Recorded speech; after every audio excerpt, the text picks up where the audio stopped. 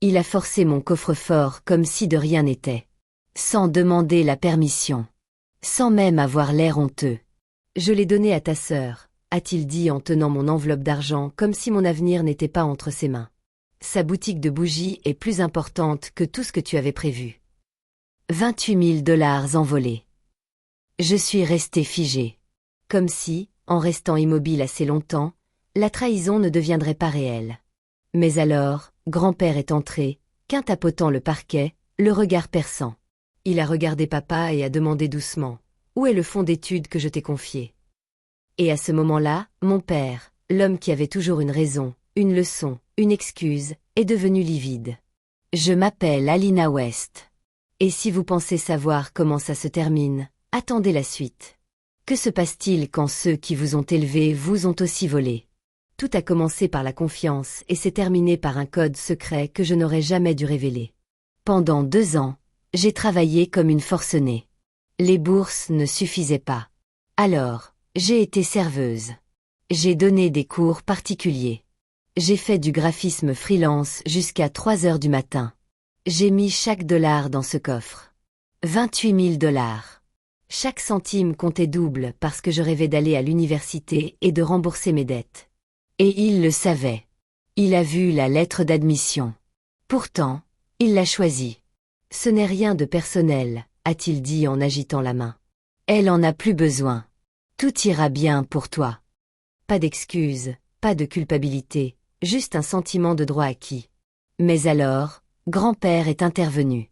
Sa voix était basse, d'un calme glacial. C'était son argent, Franck. Et une partie. C'était le mien. Tu te souviens du chèque que je t'avais donné à garder au cas où? La gorge de papa claqua lorsqu'il déglutit. C'est là que j'ai compris qu'il ne m'avait pas seulement volé. Il l'avait volé lui aussi. Et soudain, je n'étais plus seule. Je n'ai pas crié. Je n'ai pas exigé qu'on me le rende. Je me suis juste assis, j'ai souri. Parce que le chaos ne faisait que commencer. Papa a bafouillé. Le fonds d'études. J'en ai utilisé une partie pour l'aider à démarrer. Juste seul. Grand-père n'a pas bronché. Franck, ce n'était pas à toi de lui prêter ça. Silence. Le genre de silence qui n'existe qu'entre un père et son fils. Quand l'un vient de démasquer l'autre. Ma mère entra ensuite, tenant du linge comme un bouclier. Elle sentit la tension, regarda tour à tour. Que se passe-t-il? Grand-père se tourna lentement vers elle. Savais-tu qu'il a ouvert le coffre-fort d'Alina, pris ses économies, utilisé le fonds que je lui avais donné pour monter une entreprise de bougies? Ses lèvres s'entr'ouvrirent, mais elle ne le nia pas, ce qui signifiait qu'elle savait. Toutes ces fois où elle a dit « Ne fais pas de scène ». Laisse-la vivre son moment. Elle ne cherchait pas la paix. Elle cachait des choses. Je me suis levée, toujours calme. Il ne s'agit pas seulement d'une boutique de bougies. Il s'agit de toutes les fois où tu m'as dit que j'étais égoïste de vouloir une vie indépendante de l'aide sociale. Chaque fois qu'on me disait d'attendre, de comprendre, de faire des sacrifices, ma sœur n'était pas là. Elle était probablement dans son nouvel atelier, rempli de pots que j'avais financés sans le vouloir. Elle disait sans doute à ses amis, « Papa croit en moi ». Il croyait en elle. Il y croyait tellement. Il avait joué avec la confiance de 2 générations. Et maintenant, grand-père était assis sur le canapé, il a sorti son vieux carnet en cuir. Il a feuilleté les pages jusqu'à trouver celle où il avait écrit « Alina à l'université ». Il a pointé le chiffre. 15 000 $. C'est ce que je t'ai donné en toute bonne foi pour elle. Papa s'est frotté le visage. Je pensais l'avoir remis en place avant qu'elle ne le remarque. Avant que je ne le remarque. Comme si je devais continuer à travailler, à économiser, sans jamais réaliser que tout s'était effondré autour de moi. Je n'ai pas crié. Je n'ai pas pleuré. J'ai juste sorti mon téléphone, ouvert l'appareil photo et pris une photo de la page du cahier avec l'écriture de grand-père. Une preuve. Parce que je savais que cette histoire allait prendre des proportions démesurées. Et quand ce serait le cas, je ne serais pas celle qui se ferait prendre à mentir. Au matin, la maison était plongée dans le silence. Ma mère cuisinait comme si de rien n'était. Les œufs grésillaient, la radio bourdonnait, mais elle évitait mon regard. Papa était déjà parti. Ou peut-être se cachait-il. Et grand-père, assis dans la véranda, sirotait un café noir, feuilletant de vieux registres comme s'il s'agissait de dossiers de preuves. Je l'ai rejoint, d'abord silencieuse. Puis il a dit, « J'ai confié quelque chose de sacré à ton père. » Il en a fait une faveur. Je n'ai rien dit. Je n'en avais pas besoin.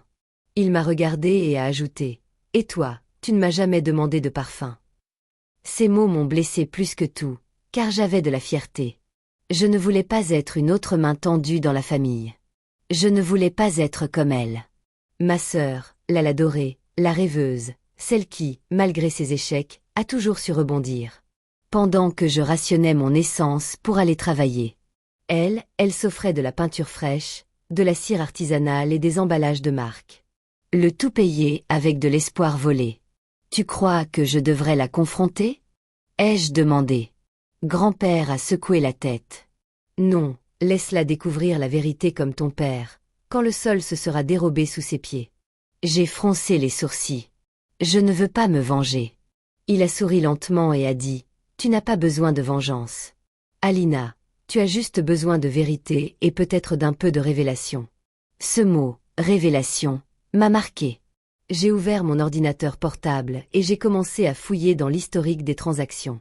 Le coffre-fort était à moi, mais l'enveloppe à l'intérieur était étiquetée de ma main, photographiée, Dieu merci, il y a des mois, horodatée, avec des étiquettes. J'avais encore les reçus par email, aussi. De chaque mission, de chaque travail en freelance. Tout cela dressait un tableau, et ce tableau montrait clairement qu'il ne s'agissait pas simplement d'un partage familial. C'était du vol. Puis j'ai consulté le compte Instagram de la boutique de bougies. J'y ai vu une photo de ma sœur, baignée d'une douce lumière, avec sa nouvelle étagère. Légende, ce moment est le fruit d'un travail acharné et de ma foi.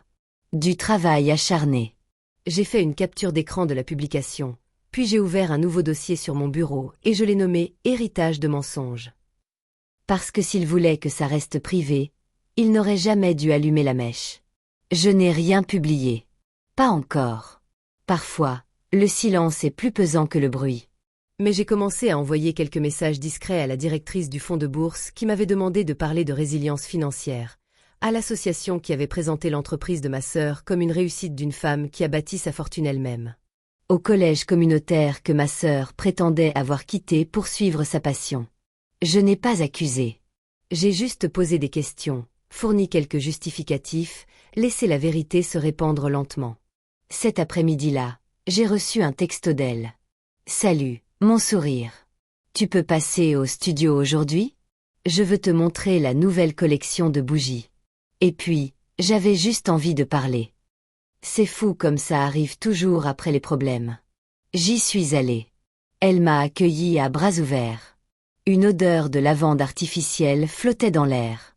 Un gloss impeccable. Un t-shirt où l'on pouvait lire « Boss Babe Energy ». Alina, dit-elle, je sais que la situation est tendue, mais je veux juste qu'on se soutienne mutuellement dans nos rêves. J'ai jeté un coup d'œil autour de moi. Des tables en bois, des bocaux personnalisés, des étiquettes de produits fraîchement préparés. Belle installation, ai-je dit. Ça a l'air cher. Elle a ri. Enfin, j'ai travaillé dur pour ça. J'ai incliné la tête. Vraiment? Parce que j'ai vérifié les licences de ta SARL. Les fonds de démarrage proviennent d'un compte que tu n'as pas ouvert. Son sourire s'est effacé. Je ne suis pas là pour me disputer, a-t-elle marmonné. Je pensais qu'on pourrait peut-être organiser un pop-up ou quelque chose comme ça. Tu es doué pour le branding. Je me suis approchée. Tu sais ce que je sais faire de mieux? Documenter chaque dollar que j'ai gagné. Chaque chèque que grand-père a fait. J'ai sorti un relevé de transactions imprimé et l'ai posé sur le comptoir ciré. Elle l'a examiné du regard, puis a dit la chose qui m'a fait comprendre qu'elle était exactement comme lui. Papa a dit que tu ne t'en apercevrais pas. C'est là que j'ai su qu'elle ne se sentait pas mal. Elle se sentait prise au piège. Alors, je suis partie. Sans claquer la porte. Sans rien dire. Un mot. Mais dès que j'ai mis le pied dehors, j'ai tout transmis à grand-père. Puis j'ai appelé l'avocat, car la confiance est fragile. Mais les preuves écrites, elles, sont imparables. Le cabinet de l'avocat sentait les vieux livres et les décisions récentes. Il a lu le dossier lentement, ses lunettes sur le nez, des impressions, des relevés bancaires, des captures d'écran, une preuve écrite, tissée de trahison. Finalement, il a levé les yeux. Vous avez de quoi intenter une action civile, surtout si les fonds ont été volés et utilisés sans votre consentement. J'ai acquiescé. Je ne veux ruiner personne, mais je ne les laisserai pas réécrire l'histoire, car c'est ce qu'ils font, n'est-ce pas? Réécrire, recadrer, remodeler la vérité jusqu'à ce que la victime devienne le méchant et le voleur, le rêveur. Pas cette fois. Ce soir-là, grand-père et moi étions assis dans le salon. Pas de télévision, pas de bruit, juste le grondement sourd du tonnerre au loin. J'ai fait une erreur en lui faisant confiance, a dit grand-père. Ton père a toujours voulu paraître généreux, mais il utilisait l'argent des autres pour... Fais-le. Je n'ai pas répondu, car c'est exactement ce qu'il m'avait fait. Mon portefeuille, mon sacrifice, maquillé en histoire de réussite. Puis grand-père a fouillé dans la poche de son manteau et en a sorti un chèque vierge. Je crée moi-même le fonds à ton nom. Je l'ai fixé du regard, puis j'ai secoué la tête. Je ne veux pas de ton argent. Je veux récupérer mon nom. Il a souri. Alors utilise-le pour ça. Dépose la plainte. Fais-le savoir haut et fort. Que tout le monde sache ce qui arrive quand on vole l'avenir d'une fille et qu'on appelle ça la famille. Le lendemain, j'ai déposé la plainte. Ce n'était pas une action en justice pour obtenir de l'argent. C'était pour obtenir réparation, pour être reconnu. Et dès que le document est arrivé dans leur boîte mail, la panique a commencé. Maman a appelé. Alina, c'est extrême. Tu es en train de détruire la famille. Ma réponse, non, maman. Je veux juste m'assurer de ne plus être le ciment de tout ça. Ma sœur a publié une citation profonde sur la page de sa marque de bougies. Certains construisent, d'autres brûlent. Ironique venant de quelqu'un qui a allumé la mèche avec l'argent de mes études, mais je n'ai pas répondu. Au lieu de cela, j'ai rédigé un simple courriel à la même association qui l'avait mise en lumière des mois auparavant. J'ai joint les reçus. Le lendemain matin, l'association avait répondu. Merci de nous avoir signalé cela. Nous ignorions que la source de financement avait été falsifiée. Nous suspendons toutes les collaborations jusqu'à nouvel ordre. J'ai fixé le courriel un moment, non pas avec joie, ni avec vengeance, mais avec soulagement, car cela signifiait que je n'étais pas folle. Cela signifiait que le monde voyait enfin ce que je murmurais dans mon oreiller depuis des années. J'ai fait une capture d'écran et l'ai enregistrée dans le même dossier. Héritage de mensonges. Plus tard dans l'après-midi, je suis passé devant la boutique de bougies, non pas pour me réjouir, mais juste pour ressentir le changement d'atmosphère. Les vitrines étaient toujours garnies de ces pots, mais l'enseigne « Vêtements du jour » était suspendue comme un point d'interrogation. La lumière était tamisée, et, sur le perron, un carton de fourniture de retour, les étiquettes encore fraîches. À l'intérieur, j'aperçus quelques-unes des bougies artisanales de marque qu'elle avait fièrement exhibées en ligne. L'autocollant d'impôt commençait à se décoller. C'était symbolique. Je n'ai pas frappé. Inutile. 2 rues plus loin, je me suis assise à la terrasse d'un café. Grand-père m'y a rejointe. Il a commandé un café noir. J'ai pris un café glacé extra sucré. J'ai entendu dire qu'elle perdait des fournisseurs, dit-il en lisant sur mon visage. J'ai hoché la tête. Elle a fait des promesses excessives. Apparemment, on ne peut pas bâtir une entreprise sur des mensonges empruntés. Il m'a observé attentivement. Ça va. J'ai pris une gorgée lentement. Je pensais être satisfaite, mais non. Pourquoi? Parce que je n'essayais pas de gagner. J'essayais juste de me sentir importante. Grand-père a tapoté sa canne une fois. Tu l'as toujours été. Tu as juste fini par arrêter de leur demander la permission. J'ai regardé par la fenêtre. 2 filles de mon âge riaient. Cahiers ouverts, probablement en train de planifier un avenir qu'elles croyaient encore leur appartenir. Pendant une seconde, j'ai souhaité avoir encore une sorte d'innocence. Mais je me suis souvenu que je n'avais pas perdu mon innocence. Je l'avais troquée contre la lucidité. Et maintenant, je n'avais plus de dettes, plus d'illusions, et plus personne pour déformer mon histoire sans preuve. La lettre est arrivée dans une enveloppe crème. Pas d'adresse de retour, juste mon nom écrit d'une main que je connaissais par cœur. Celle de mon père. Je l'ai ouverte lentement. Alina, tu as réussi à te faire comprendre, mais si cela devient public, cela ruinera ta sœur. Cela humiliera la famille. J'avais tort. Mais ça, c'est de la cruauté. S'il te plaît, sois meilleur que moi, papa. Je l'ai pliée une fois, puis une deuxième, avant de la glisser dans le dossier avec le reste. Non pas pour la sauver, mais pour me rappeler à quoi ressemble la culpabilité quand elle cherche à prendre le contrôle. Elle implore toujours la pitié après avoir passé des années à prendre votre silence pour acquis. Je n'ai pas répondu. Le lendemain, j'ai reçu un courriel du comité des donateurs de l'université. Un vieil ami de grand-père avait entendu parler de ce qui s'était passé. Il lui a transmis le récit de ma candidature, la version complète. Avec ma permission, ils l'ont publié à l'attention de leurs anciens élèves. Elle cumulait 3 emplois et économisait 28 000 $. Sa famille les lui a pris, mais elle est quand même venue, reçue en main, le dos bien droit. L'histoire a fait le tour du milieu universitaire. Puis, le vrai message est arrivé. Alina, nous aimerions vous offrir une bourse au mérite. Frais de scolarité complets. Votre histoire nous a touchés et mérite une fin à la hauteur de votre force. J'ai fixé le courriel pendant 5 minutes avant de fondre en larmes, car j'avais toujours cru que la justice était synonyme de vengeance. Mais parfois, la justice, c'est simplement s'exprimer haut et fort, publiquement et sans excuse. J'ai appelé grand-père. J'ai compris, ai-je dit, la voix brisée. Il n'a pas demandé quoi. Il a juste répondu, je t'ai dit la vérité. Il est toujours là. Il est peut-être tard, mais ça finit toujours par arriver. Ce soir-là, ma sœur a posté une nouvelle vidéo. Pas de bougie, pas de studio, juste elle en promenade, les lèvres serrées, la voix douce. Parfois, les gens essaient de détruire vos rêves parce qu'ils sont incapables d'en construire un eux-mêmes. Je n'ai pas répondu. Je n'en avais pas besoin, car je ne me battais plus. Je faisais mes valises. Ukla m'attendait.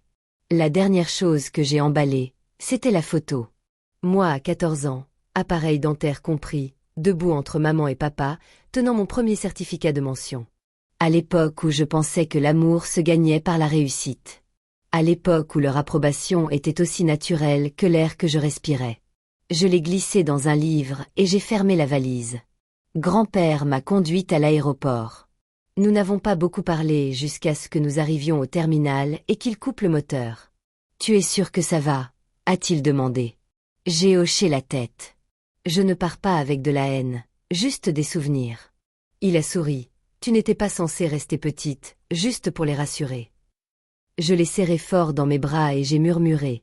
Merci de m'avoir vu quand. Non. Dans l'aérogare, mon téléphone vibra. Un nouveau message de papa. Ta famille sera toujours là. Souviens-toi juste de qui t'a aimé en premier. Je l'ai lu une fois, puis supprimé, car l'amour sans respect n'est pas de l'amour. C'est de l'emprise, et je m'en étais enfin libérée. Au décollage de l'avion, j'ai contemplé la ville. Les promesses non tenues, le vol silencieux, le coffre-fort que je n'ouvrirai plus jamais. Je n'éprouvais aucun regret. Aucune rage, juste une étrange paix, comme si j'avais enterré quelque chose qui ne m'avait jamais appartenu. À Ukla, je suis arrivée seule sur le campus, mais pas les mains vides. Dans mon sac se trouvait la lettre d'attribution de la bourse, ma bague en diamant sertie à nouveau, celle que grand-père m'avait offerte pour plaisanter, et une bougie de sa boutique. Non pas pour la garder, mais pour me le rappeler. Même la cire fond sous la chaleur. Mais certaines femmes, on les aiguise. Alors non, je n'ai pas obtenu justice d'elle. Je l'ai trouvée en moi.